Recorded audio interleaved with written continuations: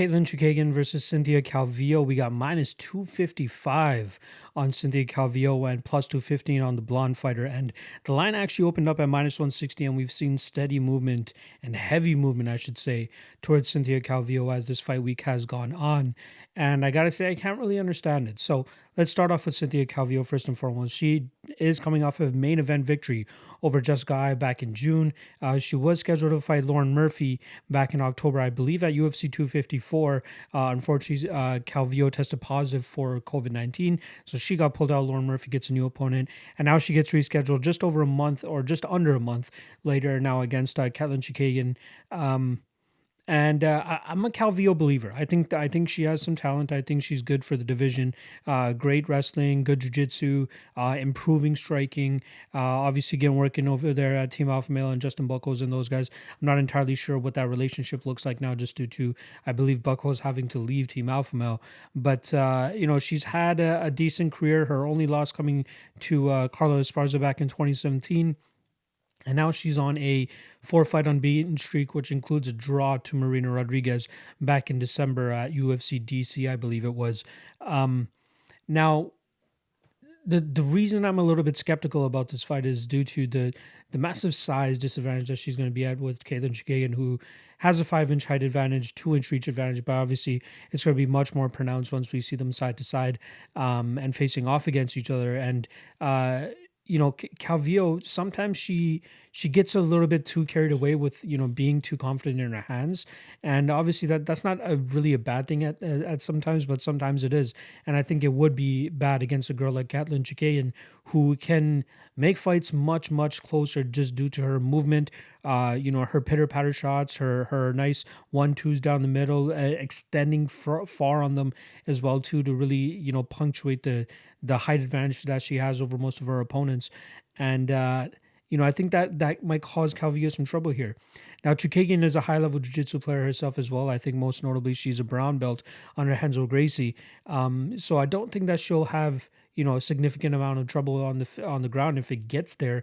If Calvillo is really able to close the distance, get in on the legs and take this fight to the ground. But I think a lot of people are just going to point to Chookagian's fight against Valentina Shevchenko, where Shevchenko was absolutely having her way on the ground with her. Now, Calvillo and Shevchenko are two completely different fighters, so people need to recognize that first and foremost. And then obviously both fighters are coming, Calvillo and Chookagian are both coming off of completely different types of fights their last time around. You know what I mean? Cynthia Calvillo goes out there and has a dominant 5-round performance over Jessica Eye, where she did have some parts where or some portions of the fight where she was stumbling on the feet, and this guy did land some good shots. But once Calvillo was able to get the fight to the ground, she did a really good job of controlling, going for submission attempts, and then just landing damage of her own on the ground. Whereas Chookagian, on the other hand, is coming off a loss to Jessica Andrade just under a month ago. I believe that was the week before UFC 254. So October 17th, she lost to Jessica Andrade via a hook to the body, one of the worst body shot finishes that we've ever seen. And you got to credit Katlyn Chookagian, because just as the referee was stopping it, you saw her kind of like bounce back to her feet. And, if the referee had given her maybe a second or 2 seconds more, that fight probably would not have been stopped, given, there was only 5 seconds going into that second round, or 5 seconds left in that first round. Now, Chookagian is 1-2 in her last 3 fights. Obviously, those two is one of them coming to Valentina Shevchenko, and then obviously most recently Jessica Andrade. But the fight in between that was she has a win sandwiched in there over Antonina Shevchenko, where we saw her absolute domination on the floor, where she was able to just go out there and repeatedly take Shevchenko down and just absolutely control her. No real fight put up from Shevchenko on the ground there. And it's got to be a good victory to have, especially coming off a loss to her sister. That must have done a lot for her confidence, but then obviously going in there against a very tough woman, and Jessica Andrade was a lot tougher for her. But the Cynthia Calvillo fight is a little bit more back down to her range now. And for this fight to be, as wide as it is with the odds is a little bit ridiculous to me. I'm surprised it's crazy like this. Like, we've seen Chookagian go out there and have solid performances against girls like Joanne Calderwood and Jennifer Maia, pretty much boxing them up from distance. And I think she could be successful in doing that against Calvillo here. if she keeps her shots straight down the middle, she will have a lot of success in keeping, Calvillo on the outside and kind of just whiffing on most of the shots that Calvillo is going to be throwing.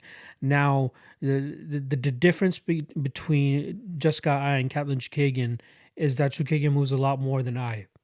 Um, it's going to be a lot more difficult for Cynthia to land on Chookagian, the way that she has with some of her past opponents. Even the Courtney Casey fight, that was a fight that I looked at just to see what Calvillo does dealing with women that are, taller than her. Courtney Casey had a 3-inch height advantage in that fight. Katlyn Chookagian is going to have an extra 2 inches bigger than Courtney Casey. So we saw a little bit of that. And, Courtney Casey is not the type of striker that Chookagian is. She doesn't move as much. She's not as mobile. She does not have as stinging as a 1-2 that Chookagian does in my mind. And Chookagian is just a much better all around fighter in my opinion compared to Courtney Casey.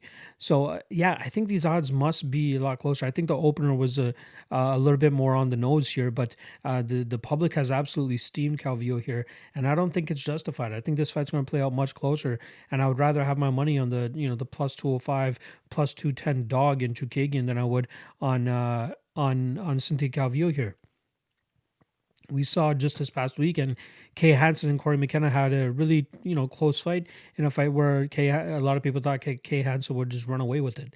And now in that fight, I did admit that the odds were a little bit too wide, but I still did pick Hansen to win the fight. But in this fight, I do agree that the odds are too wide, but I still am siding with the dog, as I do believe that Chookagian can make this fight a lot closer than it should be. So I'm going to go with Chookagian to win this fight via decision, as, if this fight does primarily play out on the feet, she could absolutely steal it with her, patented tennis sounds and just kind of picking apart Calvillo from distance.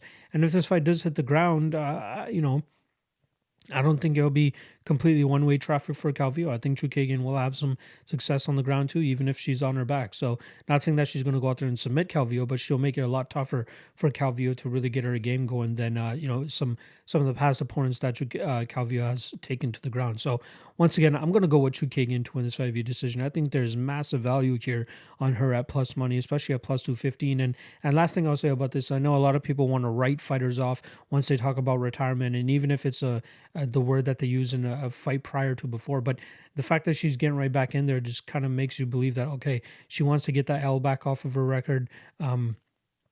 And I'm not completely sold on the fact that, just because she says the word retirement, that, it automatically creates red flags and makes you want to bet against this fighter. I think you'd be a little bit too crazy to think that the line is accurate here. But yeah, once again, I'll go with Katlyn Chookagian to win this fight via decision. I think she has the chops to do it. And yeah, massive, massive value in my opinion.